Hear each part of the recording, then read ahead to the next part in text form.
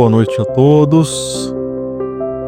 Sejamos todos bem-vindos à reunião desta noite.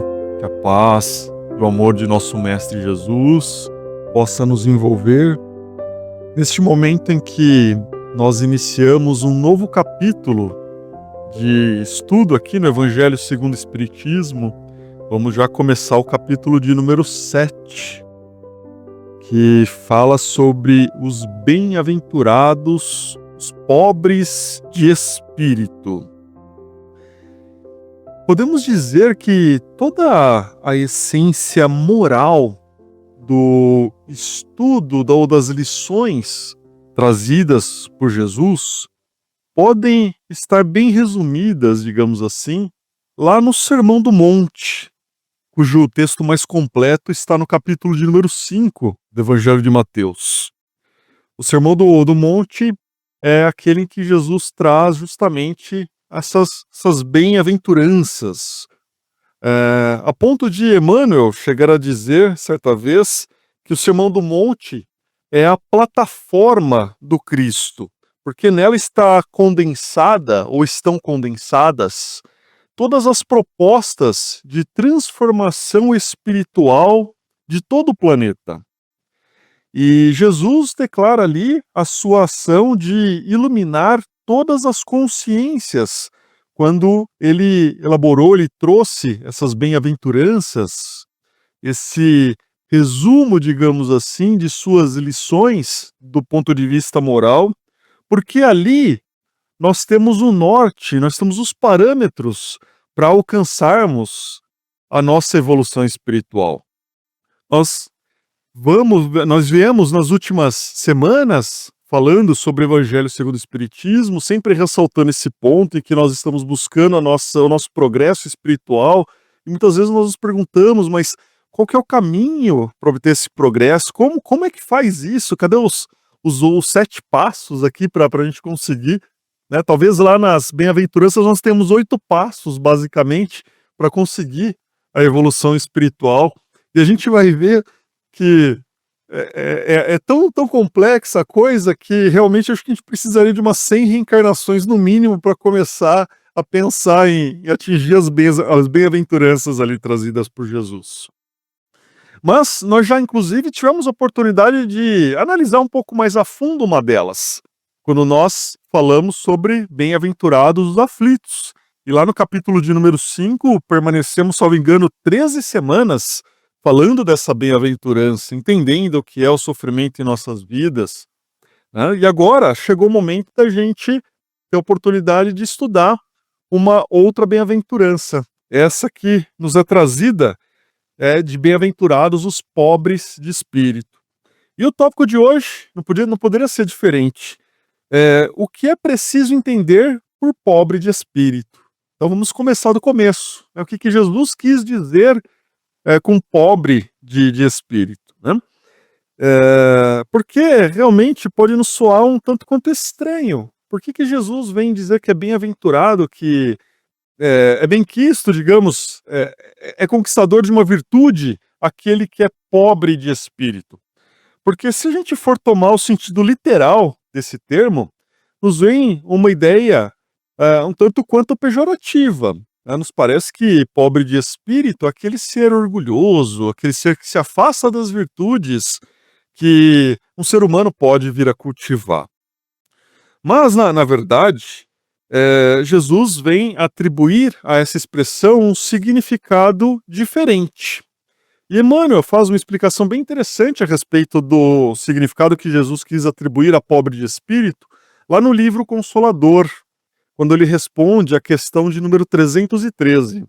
Então, o Emmanuel vem nos explicar que, na verdade, Jesus quis atribuir essa expressão àquele que é justamente humilde de coração, aquele que se afasta da soberba, do orgulho. E Emmanuel, pelo fato do conceito dele a explicação dele ser muito interessante, nós trouxemos aqui, e ele diz assim, que o ensinamento do Divino Mestre relacionado a pobres de espírito, referia-se às almas simples e singelas, despidas do espírito de ambição e de egoísmo, que costumam triunfar nas lutas do mundo. Não costumais até hoje denominar os vitoriosos do século nas questões puramente materiais de homens de espírito? É por essa razão que, em se dirigindo à massa popular, aludiu o Senhor aos corações despretensiosos e humildes, aptos a lhe seguirem o ensinamento, sem determinadas preocupações rasteiras da existência material. Então, olha que interessante que Emmanuel vem dizer que pobres de espírito, então, são aquelas pessoas que se colocam com humildade diante das lições de Cristo. Isso não quer dizer que sejam necessariamente pessoas humildes do ponto de vista econômico, que a palavra pode se atribuir, não é isso. É a humildade, é realmente aquela intenção diante da lição. Tanto que nós podemos ter aqui pessoas que são muito abastadas, que têm autoridade, que têm o sucesso material e que se colocam de maneira humilde diante das lições de Cristo, e ao contrário, pessoas que são consideradas humildes do ponto de vista econômico, que nada têm, digamos assim, do ponto de vista material, mas se colocam de forma orgulhosa diante das lições de Cristo, se colocam com soberba, não as aceitando, entendendo que são desnecessárias. Então, Jesus vem nos trazer essa percepção de que, diante de suas lições, é necessário que abramos o nosso coração e possamos nos colocar na posição de humildes, daqueles que querem realmente entender o que Jesus tem a ensinar, aquilo que ele nos trouxe, para que nós possamos abraçar essas lições e levá-las para as nossas vidas. E é até interessante notar que quando a gente abre lá o capítulo 5 do Evangelho de Mateus, e a gente vai ver as bem-aventuranças trazidas por Jesus, nós vamos ver que, talvez propositalmente ou não, Jesus colocou essa bem-aventurança em primeiro lugar ali. Bem-aventurados os pobres de espírito. Porque parece que Jesus vem nos dar um recado, dizendo assim: olha, diante das lições que eu trago, que na verdade são as lições de Deus ali, né, que nosso Criador deseja que nós tenhamos acesso, e Jesus é um instrumento para chegar essas lições até nós. Ele diz: olha, é necessário que primeiro estejamos com um pensamento humilde diante dessas lições, que possamos deixar os nossos corações abertos para recebê-las, como o solo fértil recebe a semeadura, né? Então, já é um recado para que nós possamos nos despir do nosso orgulho, do nosso ego, da nossa soberba, nos despir das questões ou das pretensões meramente materiais e possamos nos abrir para poder entender as lições que são trazidas por Jesus. Tanto que, ao tempo que Jesus caminhou aqui conosco, em que ele esteve encarnado no plano terrestre, quantas e quantas autoridades não tiveram a oportunidade de ter com Jesus e menosprezaram os ensinamentos que ele tinha para trazer ali, que agiram com soberba, que agiram com orgulho, que entendiam que aquele rapaz que transitava ali de maneira simples não tinha a mínima condição de ensiná-los, eles que detinham o poder econômico, o poder político, né? Então, quem era aquele carpinteiro para falar alguma coisa a respeito de ideias que já estavam tão sedimentadas ali no seio daquela sociedade, né? E mesmo sendo o modelo e guia, né, a gente percebendo que Jesus é o Espírito que provavelmente seja o mais perfeito que a nossa mente possa conceber, ainda assim, qual foi a lição que ele mesmo nos trouxe quando esteve conosco, se não a lição da humildade? Desde do início dos seus primeiros passos aqui entre nós, quando ele ele nasceu em uma manjedoura ali. A manjedoura é um local em que se coloca os alimentos para os animais, no meio da palha. Quem foram os primeiros a ter contato com Jesus, se não os próprios animais? Vejam, já a primeira lição de humildade que ele nos trouxe, ele que é o governador do planeta Terra, poderia, em tese, escolher qualquer tipo de encarnação que desejasse, mas veio até nós pela figura da humildade, para nos mostrar que é justamente com esse clima, com esse pensamento, com essa percepção, é que nós devemos buscá-lo, que nós devemos buscar a Deus.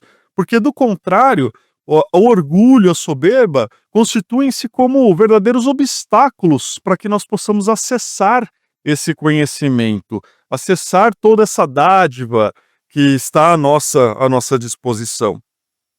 Por isso que as lições que estão contidas nesse capítulo de número 7 são muito importantes. E ao longo do capítulo nós vamos ter ali temas bem interessantes de se lidar, como o próprio orgulho. E ali, nesses tópicos, nós vamos ter realmente a oportunidade de perceber como é necessário nós nos dirigirmos de maneira humilde a Jesus, às suas lições, porque do contrário, sequer teremos condições de entender o que ele quis dizer, né?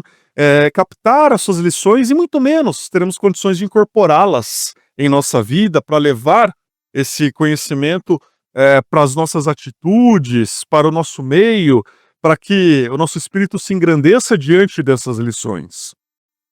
E também esse ponto da lição nos faz recordar uma passagem bem interessante que está aqui no Evangelho segundo o Espiritismo. Eu não me recordo o capítulo em que está, mas é um tópico que fala sobre uma rainha que se vê no plano espiritual.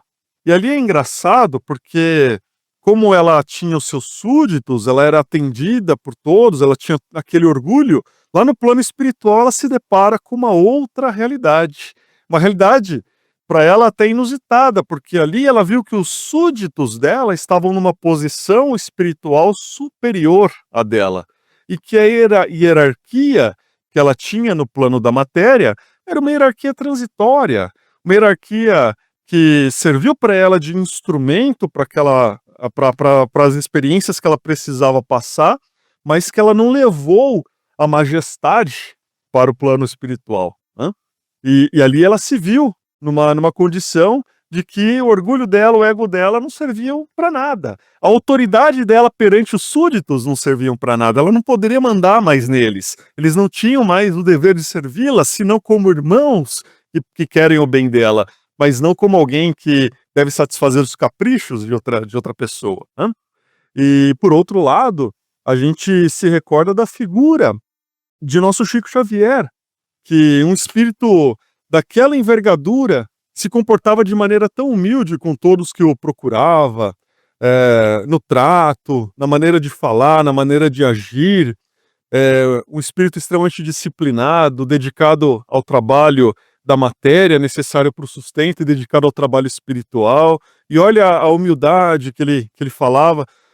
Não se vê notícias do Chico querendo se mostrar suas faculdades. Pelo contrário, ele se escondia ainda tudo aquilo que ele fazia, né, porque ele não queria demonstrar a sua grandeza, mesmo que ficasse evidente diante dos nossos olhos.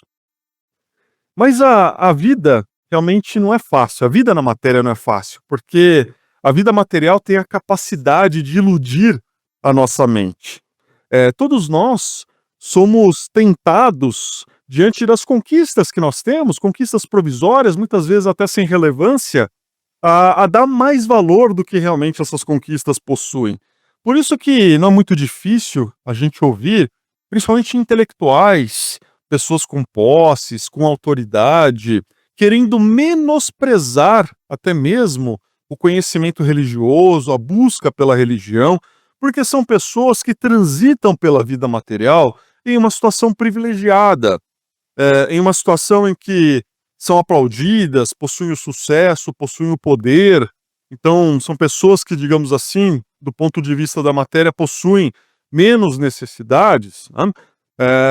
E acabam entendendo que quem busca a religião, quem busca as lições de Jesus, quem busca Deus, são aquelas pessoas que não conseguiram sucesso, não conseguiram prosperar, né? Inclusive, tem segmentos religiosos que pregam a prosperidade, as pessoas procuram em busca da prosperidade material. Então, parece que buscar esse sentido espiritual da vida acaba sendo uma perda de tempo até. Ah, mas por que vai perder tempo com isso, lendo esses livros, buscando conhecimento, se de repente pode utilizar esse tempo para multiplicar os ganhos, para ter ideias de negócios, né? Para que pensar no perdão? Se aquele que tem o poder em suas mãos, aquele que tem o poder econômico em suas mãos, realmente não precisa pensar no perdão, ele pode passar por cima de todo mundo, porque ainda assim todos estenderão o tapete, mas esquece da realidade material, que é provisória. E aí nós lembramos do exemplo da rainha, que chega no plano espiritual e se depara que não tem mais nada daquilo que tinha no plano terrestre, que a autoridade se foi, que o título acadêmico não vale de nada, que o saldo bancário ele é só um instrumento de utilização no plano material. E aí, nessa hora, há um grande conflito entre a percepção de mundo que nós somos incentivados a criar e a verdadeira percepção de mundo que constitui a nossa realidade espiritual, a nossa verdadeira vida, né? E então, Kardec nos chama a atenção justamente sobre esse ponto no texto da noite, de uma maneira muito inteligente, querendo mostrar que realmente as pessoas mais orgulhosas, elas começam a ter uma percepção ou um entendimento de que não precisam dos conhecimentos de Jesus, que isso são para os fracos, é para aqueles que realmente não têm a condição de, como eles, seguirem com a sua própria força, com a sua própria condição, né? Tanto que Kardec vem nos falar assim: os homens de saber e de espírito no entender do mundo, ou seja, aqueles intelectuais, os homens que têm poderes, as pessoas que têm poderes no plano da matéria, formam geralmente tão alto conceito de si próprios e da sua superioridade, que consideram as coisas divinas como indignas de lhes merecer a atenção. Concentrando sobre si mesmos seus olhares, eles não os podem elevar até Deus. Essa tendência de se acreditarem superiores a tudo, muito a miúde os leva a negar aquilo que, entendendo-lhes acima, os depreciaria, a negar até mesmo a divindade. A verdade é que o maior é sempre aquele que se faz, de forma sincera, o menor entre todos. Quem se mostra humilde tem condições de aprender e tem também condições de ensinar. E nos conta Humberto de Campos, lá no capítulo 25 do livro Boa Nova, psicografado por nosso amado Chico Xavier, que Jesus estava reunido com os seus discípulos ali nos primeiros dias da Páscoa, e em dado momento, o Messias, com uma firmeza impressionante, disse: Amados, é chegada a hora que se cumprirá a profecia da Escritura. Humilhado e ferido, terei de ensinar Jerusalém a necessidade de sacrifício próprio. Minha vitória é a dos que sabem ser derrotados entre os homens, para triunfarem com Deus, na divina construção de suas obras, imolando-se com alegria para a glória de uma vida maior. E todos estavam estranhando o que Jesus dizia, até que o mestre levantou-se e foi oferecendo a cada um pedaço de pão e exclamou: Tomai e comei, este é o meu corpo. Aí em seguida serviu todos um pouco de vinho, dizendo assim: Bebei, porque este é o meu sangue, dentro do Novo Testamento, a confirmar as verdades de Deus. Então Jesus explicou, porque os discípulos não estavam entendendo nada do que estava acontecendo, falando assim: está muito próximo o nosso último instante de trabalho em conjunto e quero reiterar-vos as minhas recomendações de amor, feitas desde o primeiro dia do apostolado. Este pão significa o do banquete do Evangelho. Este vinho é o sinal do espírito renovador dos meus ensinamentos. Constituirão o símbolo de nossa comunhão perene no sagrado idealismo do amor, com que operaremos no mundo até o último dia. Todos os que partilharem conosco através do tempo, desse pão eterno e desse vinho sagrado da alma, terão o espírito fecundado pela luz gloriosa do reino de Deus, que representa o objetivo santo dos nossos destinos. Aí os discípulos, diante dessa explicação dada por Jesus, tiveram uma reação inusitada. Eles se empolgaram. Eles começaram a entender que estavam sendo partícipes ali de uma situação que poderia colocá-los em evidência, em vantagem, né? Então eles entendiam que quando a luz da Boa Nova predominasse, eles poderiam mostrar para os doutores, poderiam mostrar para aqueles que eram endinheirados, quem realmente tinha superioridade espiritual, eles poderiam exibir os poderes supremos, e Jesus só estava ouvindo ali a palavra maior de todos soar na boca de todos os seus discípulos, como se eles não tivessem entendido nada do que o mestre quis ensiná-los naquele momento. Aí, nesse instante de euforia, Jesus se levanta e, para espanto de todos, ele se despiu, tirou a sua túnica singela e colocou-a como se fosse uma toalha em torno dos seus rins. Ele acabou se vestindo ali como os escravos se vestiam na época no momento que iam servir aos seus senhores. Aí ele pegou um vaso de água perfumada, ajoelhou-se e começou a lavar os pés dos seus discípulos. Ante o protesto geral dos seus discípulos, diante daquele ato que eles sentiam que era humilhante para Jesus, Jesus repetiu seu imorredouro ensinamento, que serve para todos nós que estamos em busca de entender as suas lições. Disse assim Jesus: vós me chamais mestre e senhor, e dizeis bem, porque eu o sou. Se eu, senhor e mestre, vos lavo os pés, deveis igualmente lavar os pés uns dos outros no caminho da vida. Porque no reino do bem e da verdade, o maior sempre será aquele que se fez sinceramente o menor de todos. Vamos para a segunda parte. Gente, boa noite. Muito obrigado pela presença. Falei para o Eduardo, dia de festa. Então, é interessante que a vibração muda. Quem estuda, principalmente a doutrina espírita, sabe que Jesus não nasceu em dezembro. Mas por que foi colocado o mês de dezembro? Que é o dia que a Terra está mais perto do Sol. E Jesus é a luz do mundo. Tudo tem uma providência divina nas nossas vidas. Tudo aquilo que acontece conosco tem uma razão de ser. Então, falando do Chico Xavier, eu tive a oportunidade de ver a humildade do Chico Xavier. Mesmo aqueles que não conheceram o Chico Xavier, devem ler um livro da Sueli Calda Schubert, que chama Testemunhos de Chico Xavier.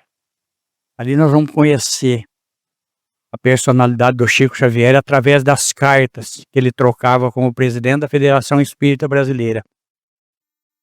Eu tive a oportunidade de estar lá em algumas reuniões do Chico Xavier e ver a humildade dele. E aqui em Americana nós tivemos uma pessoa muito humilde e que sempre andava bem vestido. Eu nunca vi esse homem sem o paletó, que era o seu José Rampaz.